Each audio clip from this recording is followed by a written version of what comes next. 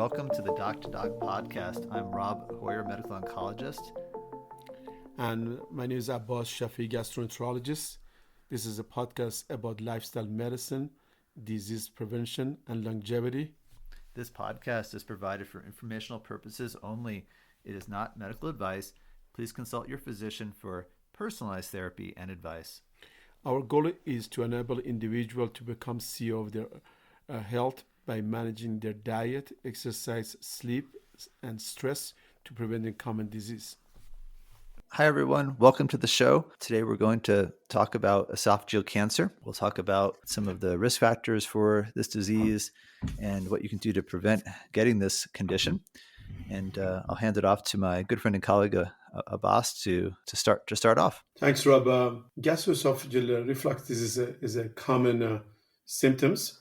It occurs when the gastric content refluxes to the esophagus and beyond, such as oropharyngeal, larynx, as well as the lung.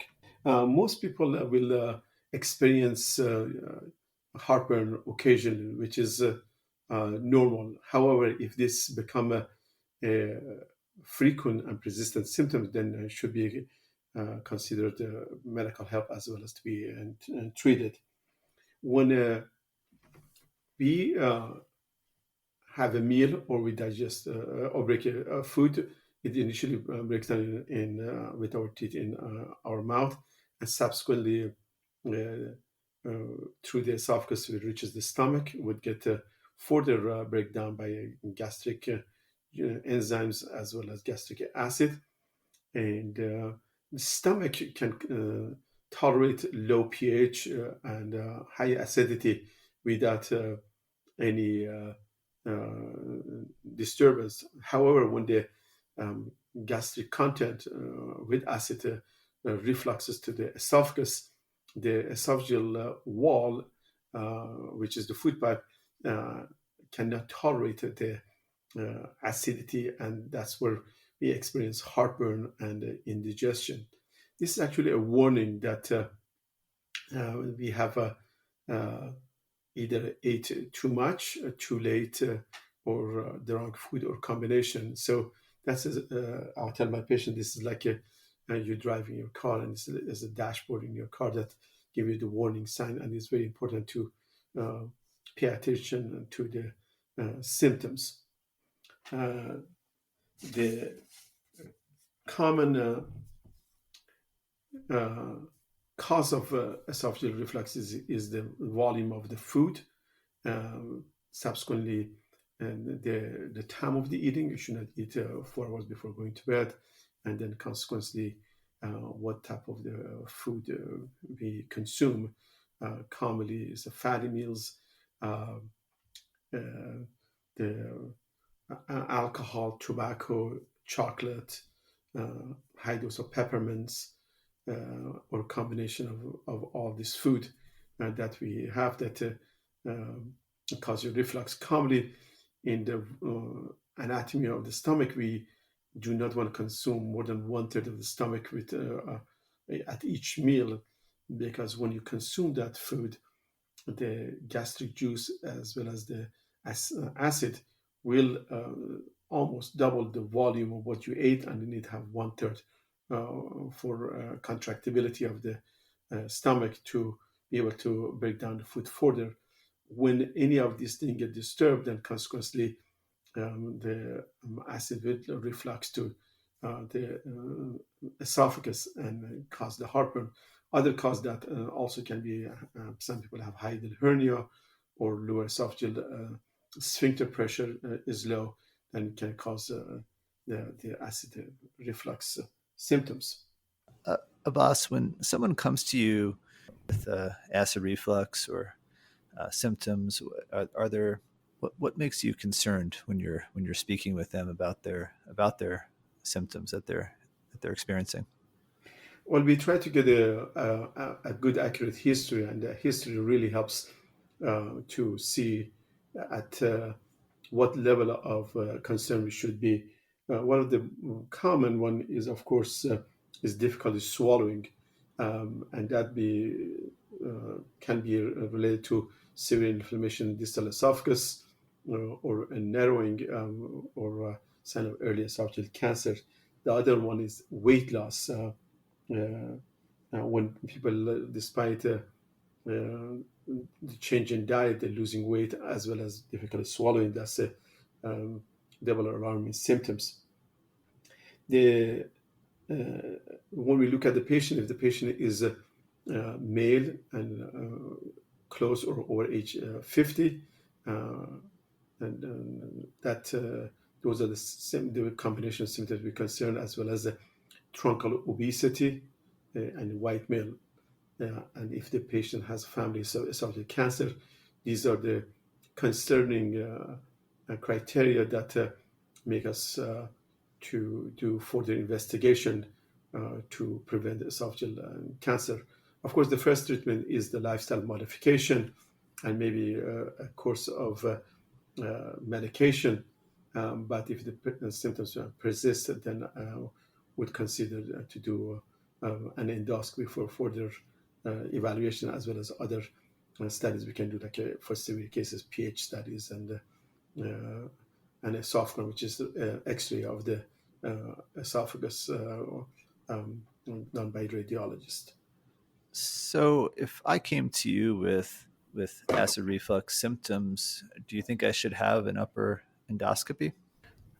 No, if there is no alarming symptoms, the lifestyle modification is the key treatment, such as not eating late at night, avoid combination of alcohol, fatty meals, chocolate, peppermint, or eating.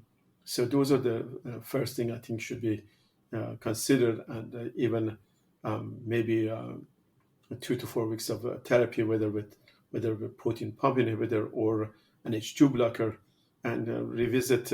However, if there's any alarming symptoms, then at that time the endoscopy should be a consideration to do. Could you define a little bit of the proton pump inhibitor versus the H2 blocker, and what do they do? Sure. The Of course, the home remedy for many of this treatment is taking an antacid, which is they're well available over the counter now, H2 blocker, as well as protein pump inhibitor. The the quick effect is the taking an antacid, which is reduces the or neutralize the acid in the esophagus and stomach, so temporary feel, but however it is not for a long time. The second treatment is H2 blocker. H2 blocker is reduces the acidity at a level above the antacids. However, is not as strong as the H2 blockers are the level above the antacid that reduces the acid by a portion of the receptors in production of the acid. However, for past 20-25 years, we have been using protein pump inhibitor, which reduces acidity in a more stronger way, and then consequently prevent from damage to the esophagus and reduces the acidity. When you do an upper endoscopy on a patient, what do you find? So the patient when presents with persistent heartburn or any alarming symptoms, when we scope, about 65% of the times actually is a normal esophagus today, because many people, they self-medicate themselves with a antacid, H2 blocker, or PPI. And these are this 65%, about 40% we call non-erosive esophagitis. Other people are hypersensitivity esophagus. Some people they have visceral sensitivity, is a form of like irritable bowel syndrome, as like a functional heartburn. These are people that they feel very uh, acidity feeling, which not really as much as acid production, but it's more of a sensitivity. However, about 20 to 30% of people we see, they have erosive esophagitis. And erosive esophagitis, when the lining esophagus has more than the redness we see, has become more depth and to more of erosion. And we classify those to many different classifications. There were the common one used called the Los Angeles class of reflux esophagitis, and that goes from A, B, C, and D, and that's based on the severity. The concerning ones is the C and D, which is about 19% of the time.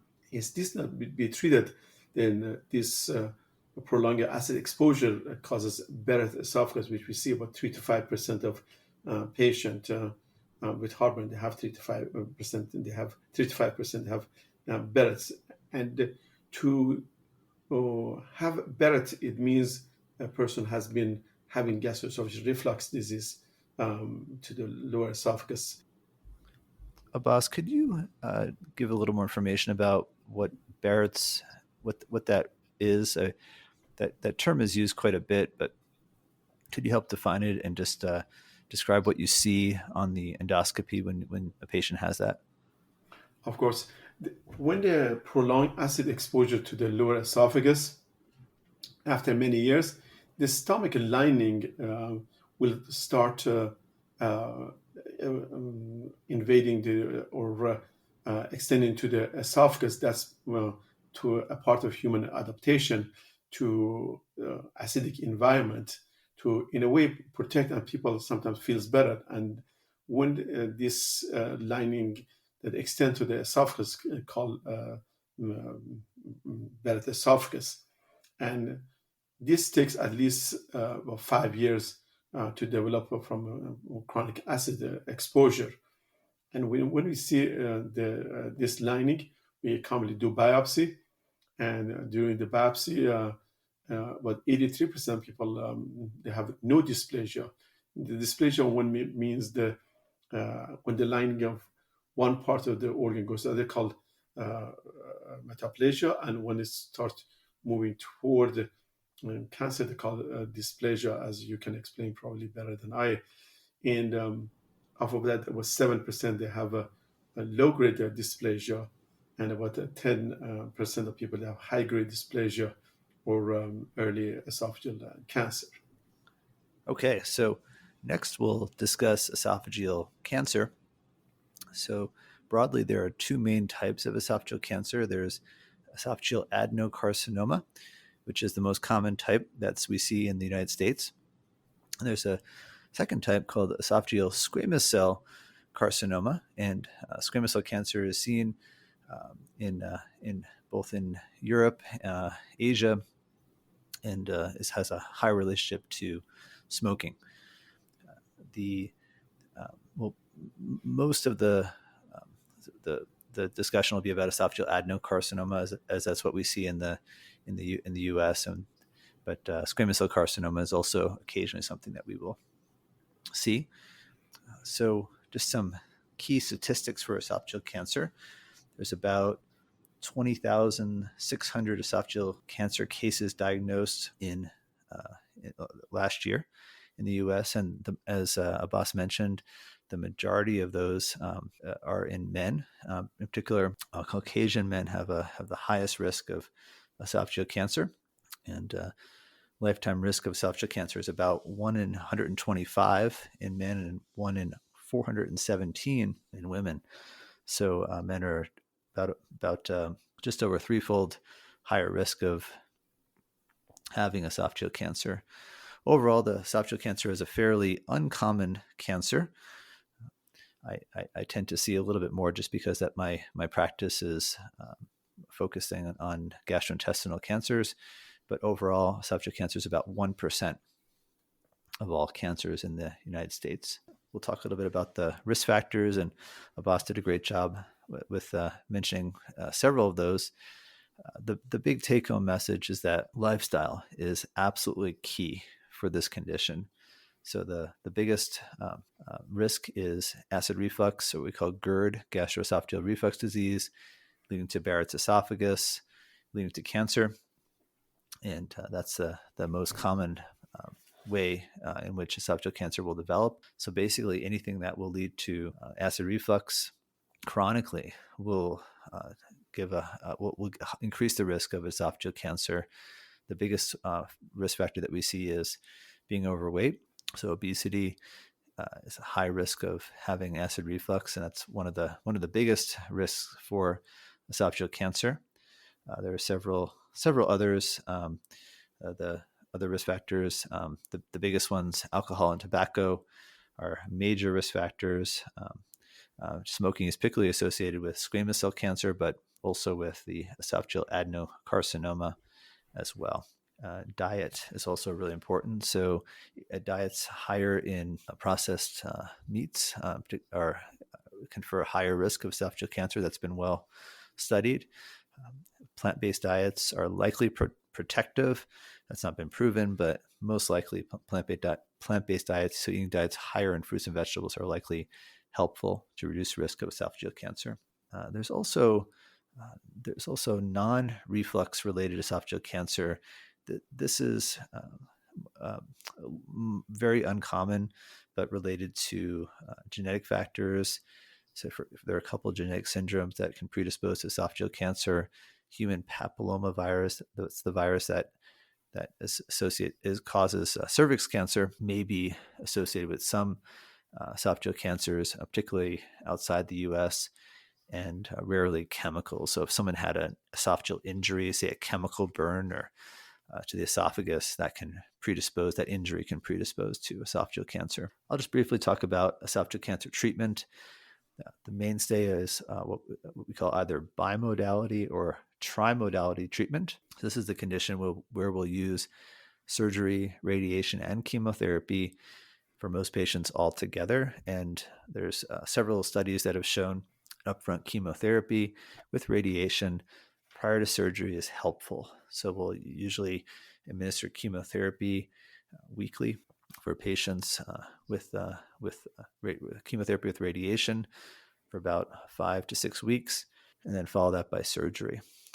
And when the cancer is very early stage, for example, stage 1, if it has just in what's called the mucosa, the innermost layer of the esophagus, it has not gotten into the muscle layer. Sometimes that cancer can be removed with an endoscope. So endoscopic removal of the esophageal cancer may be possible, as long as that can be done with negative margins. So if all the cancer is removed, that can be done without removal of the entire esophagus. If the cancer has gotten into the muscle layer of the esophagus, usually that requires the surgery to occur. So the staging is really important. So we spend a tremendous amount of time and effort staging our patients, doing PET scans, which is a whole body scan to evaluate for cancer, to make sure the cancer, to see if it's spread to any lymph nodes in the esophageal region, or if the cancer has moved to other parts of the body. So after patients have chemotherapy and radiation, we'll evaluate for surgery, and if the patient is fit enough to undergo surgery, we'll recommend a surgical removal of that section of the esophagus, and that's done by a surgeon called a thoracic surgeon. And that surgeon will go in and remove that section of the esophagus and then reconnect it, sometimes using a part of the stomach, bringing that part of the stomach up to form a new what we call conduit, or a new esophagus for that patient. Rob, thank you for a great explanation of esophageal cancer. What are the common etiology, or what are the common cause of the esophageal cancer, and how we can prevent it? Thanks, Abbas. As we discussed before, the biggest thing is lifestyle. So esophageal cancer is one of the cancers that very rarely is related to genetics, and most commonly is related to lifestyle. So we talked about some of the risk factors earlier, and my own personal belief is that it's actually a concordance of these different risk factors in some individuals that can lead to esophageal cancer. We don't know why a person gets esophageal cancer versus, for example, you have two individuals with acid reflux. One gets esophageal cancer, the other one doesn't. Why is that? We don't know. But my suspicion is it's the convergence of these different risk factors. For example, acid reflux, diet, smoking, or alcohol. And together, those seem to, in some individuals, seems to um, uh, seem, will give a higher risk of esophageal cancer. There may be genetic predispositions that we don't fully understand. That's certainly possible. I think the microbiome may be a component of this, and that's why we see that potentially fruits and vegetables are protective for this condition. Something that I've been concerned about is seeing a high number of individuals come in that will need to be on proton pump inhibitors for months or years for their acid reflux. And I've always been concerned about the risk of those individuals developing esophageal cancer and maybe not seeking follow up with a gastroenterologist for endoscopy because their symptoms are controlled, but they maybe have Barrett's or maybe have there are other findings in the esophagus that would prompt either closer surveillance or even potentially surgery if they have enough changes in the esophagus. Abbas, what do you do in that situation when you say someone comes in and they just can't get off their proton pump inhibitors? What do you tell that patient? Yeah, it's very interesting. Refluxes for people, the one that actually that develop esophageal cancers are the male, and those are the common when they have very low sensitivity esophagus, and when they um, uh, have Barrett's, actually their symptoms gets better. So these are the people actually. When people have Barrett's, I think we highly recommend to be on some type of acid suppressing for the rest of their life, because otherwise this recurrent erosion to Barrett's and causes cancer. And the people they cannot. The first treatment is of course 3 months of aggressive therapy to heal esophagitis and go back if you have a esophagus grade C and D to make sure there's no underlying Barrett's. If there is, then they need to be on therapy. And for those people, we try to whatever the side effects are very minute, but we educate them on their side effect. And the mostly is the again, as you mentioned, lifestyle treatment. There are if the people they're doing very well, we can reduce the dose of the either protein pump or an H2 blocker. But however, if they have Barrett's, I think there should be at least a low dose of um, protein pump for permanent. And the one that have severe reflux that they cannot be on it, I think they need to maximize their lifestyle modification as well as continue to dose that causes them minimal side effect. The interesting is not only we worry about esophageal cancer, but majority of the people that have acid reflux disease, and they will have more risk of coronary artery disease and cardiovascular disease than even esophageal cancer. So it's not only concerning to treat the daily symptoms and preventing esophageal cancer, as well as to with exercise and lifestyle modification, not eating late at night, prevent them from other diseases like heart attack and stroke. And commonly, these people they have comorbidity like diabetes, which further decreases gastric empty. Then again becomes more of a vicious cycle for them. Or if they have sleep apnea, with snoring or CPAP, that consequently then can cause us more acid reflux. So it's a syndrome of symptoms that if they early on they go to this lifestyle, again, not only can prevent esophageal cancer, can prevent diabetes, and hypertension, hypercholesterolemia, heart attack, and sleep apnea all together. Thanks, Abbas. That was really helpful. I think this is a common theme that we're going to find in our discussions on this podcast is lifestyle. And one of the neat things about this is a lot of these risk factors are modifiable. And for the listeners, it's important to recognize that it's impossible to fix everything at the same time. You got to pick one or two things and work on it. And that's what I when I counsel my patients, that's what I say is pick one or two things. For example, losing 1 or 2 pounds per month can make a huge difference over the course of 3 to 6 months. Cutting back Exactly, on exactly. And sometimes processed foods. not in late at night, 4 hours before not going to bed and going for a short walk. That tremendously make him sleep better, make him more comfortable, or reducing the alcohol or fatty meals. This is a disease that is, when it says the heartburn is the red lights on the dashboard, that is other things happening. So I think this is one of the few diseases that can be really with lifestyle and just this is one baby step at a time. And you 100% agree with you that we it can improve the quality life at present very quickly, matter 1 to 2 weeks, and then a long-term disease like esophageal cancer. I've had a couple patients in particular as I just think about different discussions I've had with patients that they've converted to either plant-based or even just plant-predominant diets and cut out all processed foods and all the different junk foods, and their acid reflux just went away. And they came in, they couldn't believe they couldn't believe it, and they're off their proton pump inhibitors and lost weight. It's pretty striking to It see is, that, it is, and it is.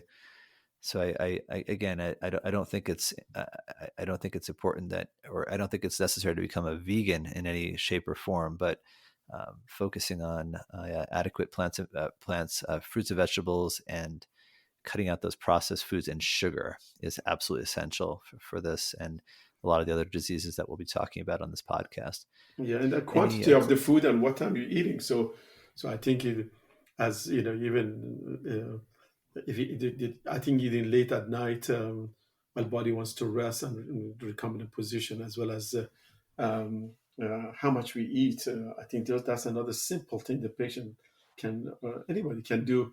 Just simplify those two things and adjust to better diet. And it's amazing how many people, as you mentioned, they cannot believe how they sleep better, how they feel better, how in the morning they're more refreshed and hungry to eat a breakfast. So it's easy doable, but you have to do it. Thanks everyone for listening to the podcast about esophageal cancer. We both really enjoyed making this podcast, and we hope you found it helpful. If you have a moment, please leave us a review on Apple Podcasts or on Spotify. We'd greatly appreciate that. And feel free to share the show. And if you like what you're hearing, please feel free to subscribe, and you'll hear lots more podcasts about lifestyle medicine and longevity. So glad you're here and so glad you found us. Thanks again for listening.